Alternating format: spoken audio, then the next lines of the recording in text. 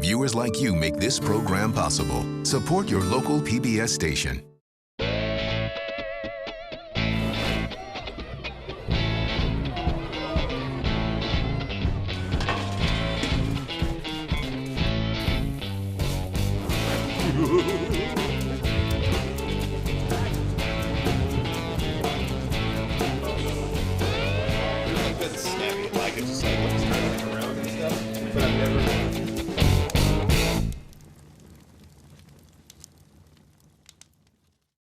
Welcome to Barbecue with Franklin. Today's episode is about chicken and sauce, two things that usually go together.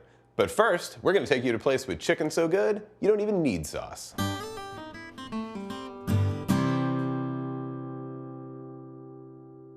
We're at Snow's Barbecue here in Lexington, Texas. They're only open on Saturdays and they're well known for brisket, but I really like the chicken, so that's what we're going to get. In 2008, Texas Monthly declared Snow's the best barbecue in Texas, and every Saturday since, they've been rocking it. One of the best known pitmasters in the state of Texas, Tootsie, over here at Snow's. It's neat from somebody else's perspective to see what you've done for Texas barbecue. Like, you may not realize it, but you know, in 2008 when you guys got the #1 in Texas Monthly, that was huge. No one ever, like, where did this come from? Lexington was? Yeah. Sure didn't know about Well, I Snow's. knew where it was.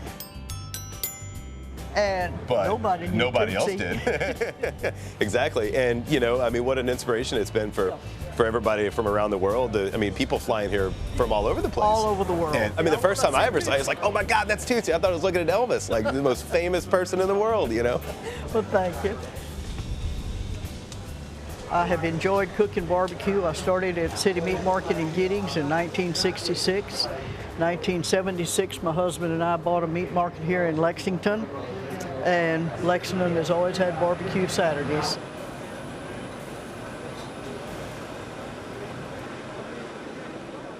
Why is that? Is it because people come in to buy cattle and sell cattle and stuff? Or is it just because you guys have day jobs, or?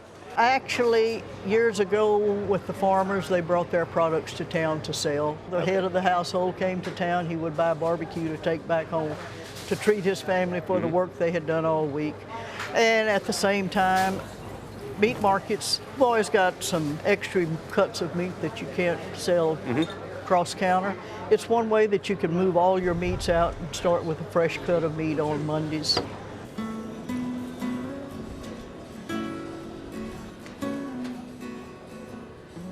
I want to ask you about being one of the few lady pitmasters. There aren't a lot of you.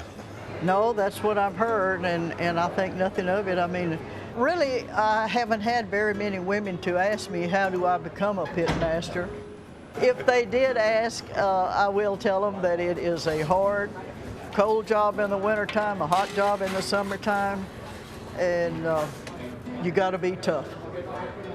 Well, but when I grow up, I want to be like you, Tootsie. Okay.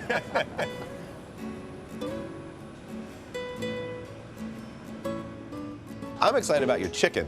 That's the thing that, you know, you guys are known for brisket and everything, but the chicken is awesome. I start them all with the cut side down, and after they get brown, I move them over and brown the other side. Perfect. You know, one thing about the chicken that I really like is the skin on your chicken is always super bite through, and it's just got such a good amount of flavor and juiciness on there. Well, thank you. Now, these chickens went on this morning at 2 o'clock, the same time the ones that were up here were on. Okay. So they've been on X number of hours. We put all the meat on around 2 o'clock, except for the brisket, and it goes on at 10 o'clock Friday night. 10 o'clock Friday night. So your son Herschel, he lights the fires, and then you show up at 2 o'clock at Saturday 2-ish, morning. and then you're good to go for the rest of the day. Then we go for the rest of it. It's hard work. It's a long day. It's a long day and night. A short night. But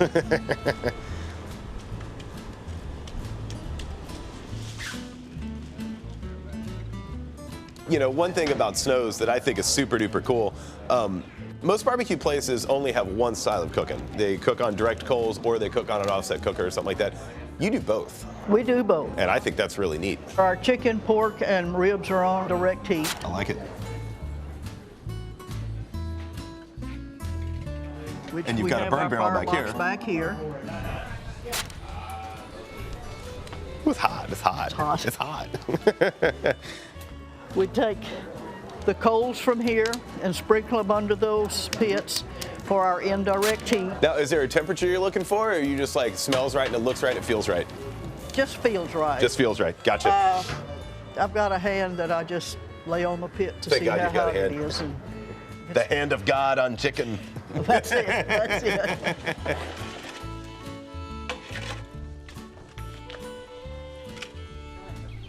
And this is the famous one. This is the one that everybody gets a picture of. This is the big pit that we're very Do y'all have a name for this happy one? with. It's just the big pit. Just the big pit.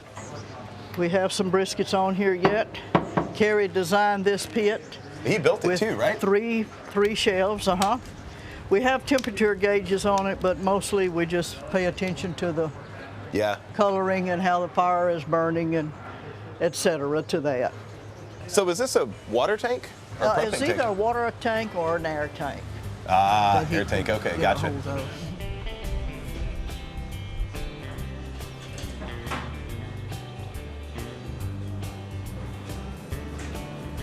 I hope that I'm given the strength and good health to do it for several years yet, because I enjoy doing Well, it. I think so. And you do a And, fine you job. know, that's what's so odd, to actually enjoy the work as hard as it is. I'm just an old country girl and I keep a low profile. I'm Well. happy that people come to see me and come to eat my barbecue. Well, I'm happy you keep making barbecue for us. I'm gonna try. I'll keep eating it. Thank you. Sometimes ordering at a barbecue joint can be a little bit intimidating, but never fear. These guys only want you to get the best piece of meat you possibly can, and that's exactly what you want too. Good morning. How you guys doing today? Good. You? Excellent. Well, I'm pretty hungry. Get like a couple slices of lean, maybe a slice of fatty. I don't call that very hungry. Got enough on the... Oh, that's perfect. Good. That's my favorite piece too. We try. Oh, I need to get a pork steak too. Okay, maybe a little more. That's good. The good stuff. I'll take the big side. The big stuff? No, I'm kidding. I will be gladly. If you're gonna travel for barbecue, don't shortchange yourself. No, and then a chicken half also. Just get a little bit of everything. Like 2 ribs. Like the little end, middle. Right in there would be pretty neat. So good. Perfect. Thank you, thank you. You're welcome, thank you. Gonna have to talk to people later. I better load up on onions. It's a meat kind of day. It's a needy kind of day.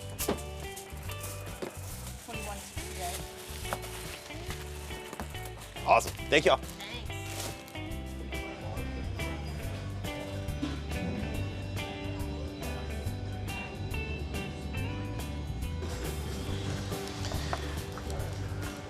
So, we'll get on this chicken. It pulls right apart. It's just so juicy. They got the right amount of rub on there. And it's got perfect bite through skin, which means when I bite down, I'm not pulling off all the skin. I just get what I want.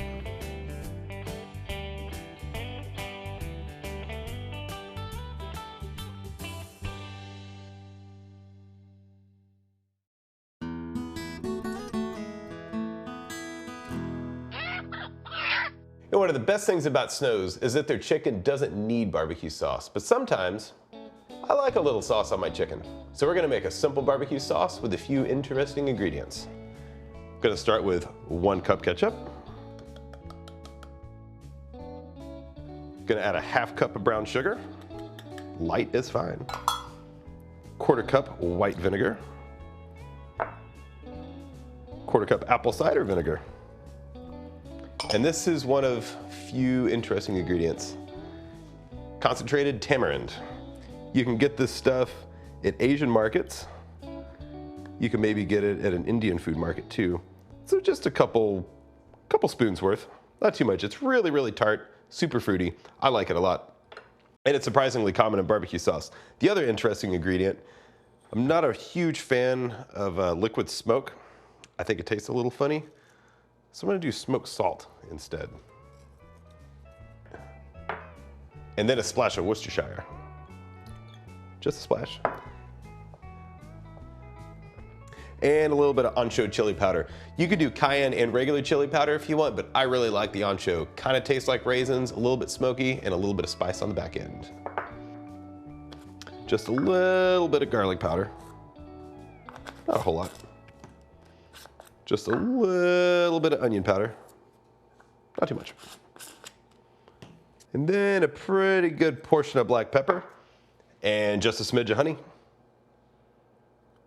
Just a smidge. And off to the stove. I'm gonna put the sauce on low heat. Ah, yes. Just gonna kind of dissolve the brown sugar and kind of marry the flavors a little bit. Don't want it to burn on the bottom, so we're gonna kind of keep it moving. One thing I really like about this sauce is that it kind of reminds me of a real Midwestern kind of sauce. And it's not too sweet, it's not too tart, it's got a little bit of spice on the back end, but it's still ketchup based. So it's really just a super basic sauce with a little bit of tartness from the tamarind. I think it's great for chicken. This sauce is looking pretty good. Brown sugar's dissolved, everything's looking real nice. I'm gonna turn off the heat and go brush it on some chicken.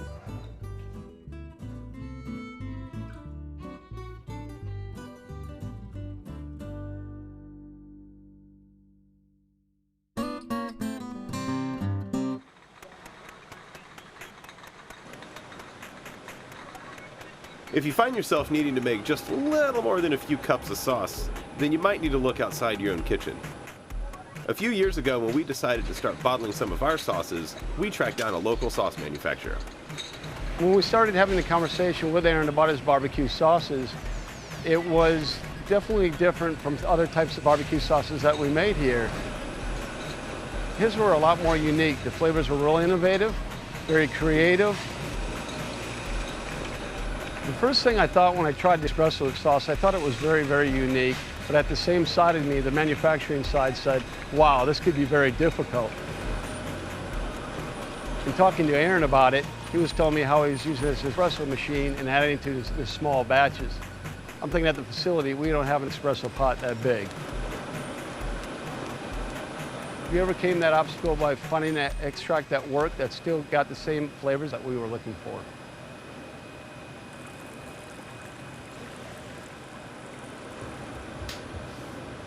The 4 steps that really take place in a manufacturing facility, number 1 would be the prep, which will be adding the spices, the raw materials, the other type of liquids. From there we go to the next step, which is cooking. There we'll add all the ingredients to the kettle.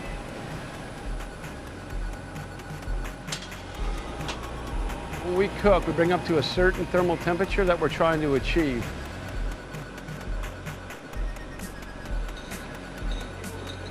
And then from there we go to the next step, which is filling.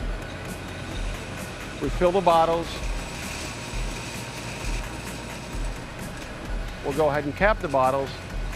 In steam capping, what will happen is the product will come through. We'll go ahead and introduce steam into the headspace that's there, just to basically sterilize the jar. The cap will be applied to make sure we have a very safe product that we put out. And then we'll run it through a cooling section where we bring the temperature of that product back down. From there we go into packaging, which is labeling, casing, and ultimately overwrapping.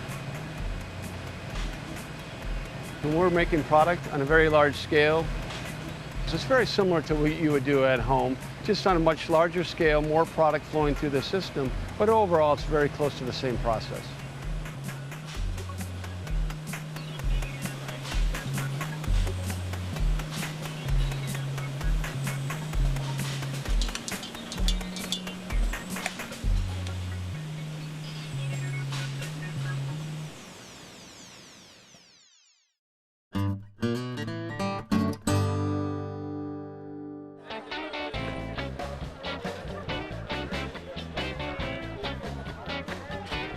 Here at Franklin Barbecue, we cook boneless turkey breast because a whole turkey takes up an awful lot of room on the grill. Turkey breast doesn't take up much room, and you can still feed the same amount of people. And during lunch, all that juice goes back into a half pan, slice it up, dip it in the butter. Mmm, delicious. Today we're getting ready for the Texas Monthly Barbecue Festival. It's a huge event for Texas barbecue. They only invite about 20 of the top 50 barbecue restaurants in the state. We're looking to feed about 3,000 people in about 4 hours. Got an overnight cook. We're cooking pork ribs, beef ribs, brisket. We're also going to be cooking turkey breast. It's a quick, easy cook that gives folks just one more option when they're ordering. And we're going to get this party started right now.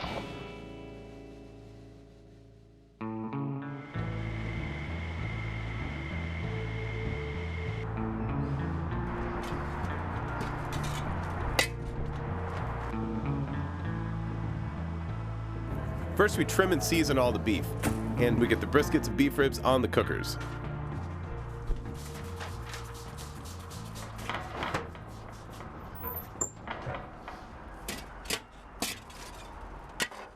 It's time to prep our turkey.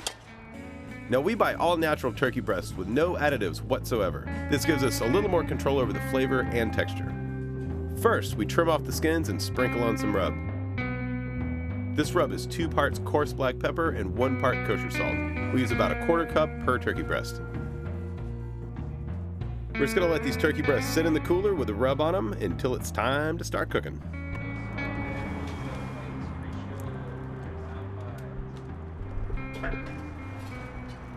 Gotta have fire.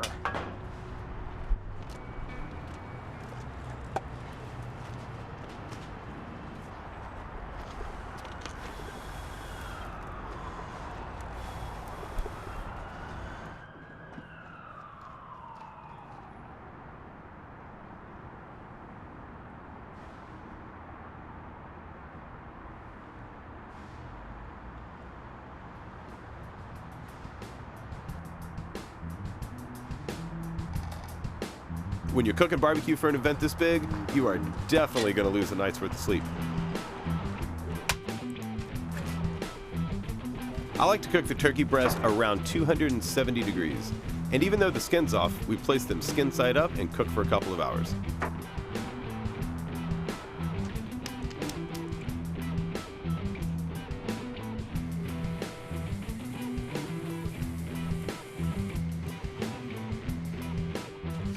Once they're golden brown, flip them, wrap them up in foil with about 1/2 pound of butter, and let them cook.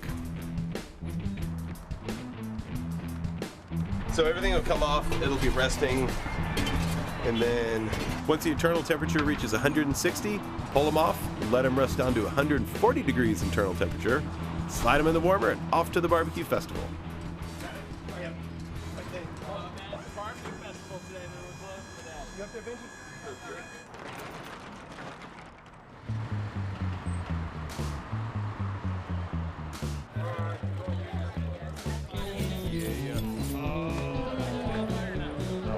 The Texas Monthly Barbecue Festival attracts a ton of people, and it's always a crazy time. Hey, hey, hey! How you guys doing today? Thank you so much. We'll get this party started. Right?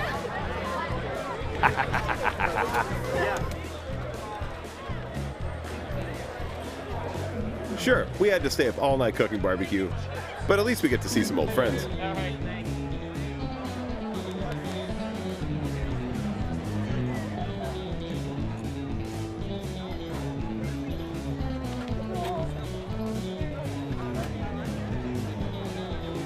Well, in that case, marvelous. Have some brisket. And while beef is always numero uno, turkey is a quick and easy cook if you gotta feed a lot of people. Yeah, a big slice of turkey, man. Why not? It's a party. It's my favorite part, really.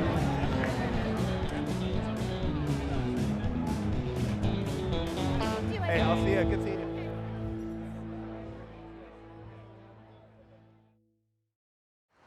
I think that to stand here and talk about regional barbecue sauce guarantees I'm going to make people angry.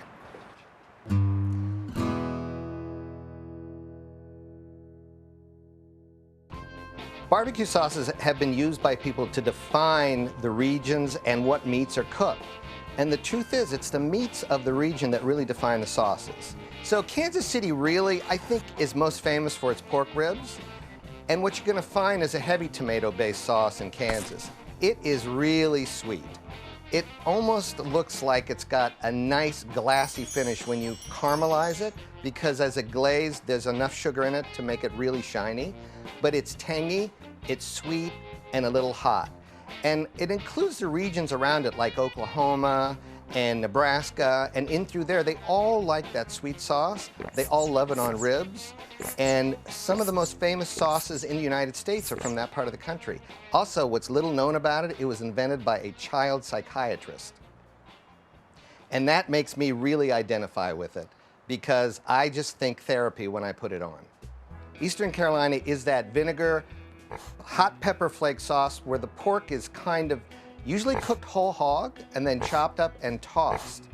And what that clear, tangy, hot sauce does is melt through the fat a little bit, make pork, which is normally flavorless, it gives it more flavor.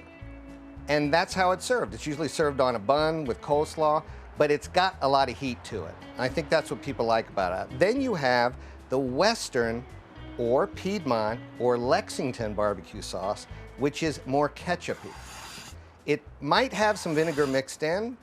It might have some hot sauce mixed into that as well, but it's a thicker, sweeter sauce. That's the Western Carolina.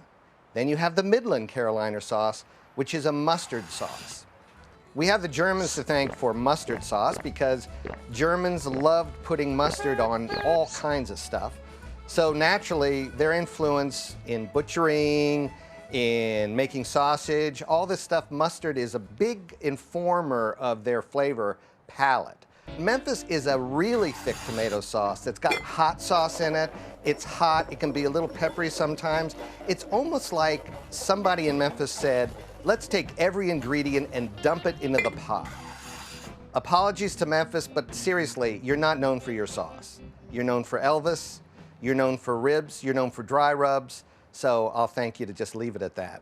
There are actually lesser known sauces in other regions. My favorite of the lesser known regions was invented by a guy in Decatur, Alabama named Big Bob Gibson, and that's the Alabama white sauce. Chicken is smoked barbecue style and then dunked whole in a mixture of either mayonnaise or Miracle Whip and sugar and vinegar and spices, and it is unbelievable. It's like a beautiful tender chicken with a bare trace of this great sauce on it. That's one of my favorites. Now we're gonna get to Texas. This is where the guns get drawn, because if you're gonna start ascribing sauces to Texas barbecue, I think it's heresy. Personally, I don't like it. I feel put on the spot.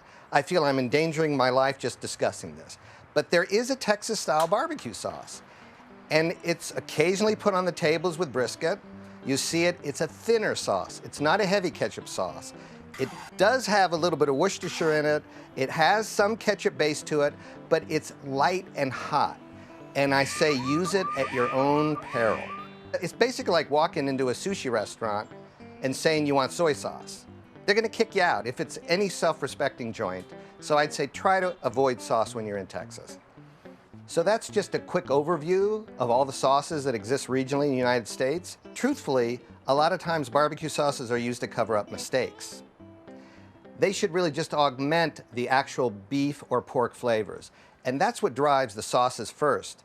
And it's what was readily available, like in produce, in your gardens, the savories, the vinegars. Those are the things that determine how sauces really, really originated. And that's really America in sauce. Because I cook in New England, where the bar is a little lower, and I've won a lot of awards. That's why you live up there. I like to say I'm a big fish in a puddle. and one of my prized possessions is a first place chicken trophy I got in Connecticut, but on the trophy they misspelled chicken. I got first place to kickin'. That's how much they love barbecue up there. That's pretty awesome.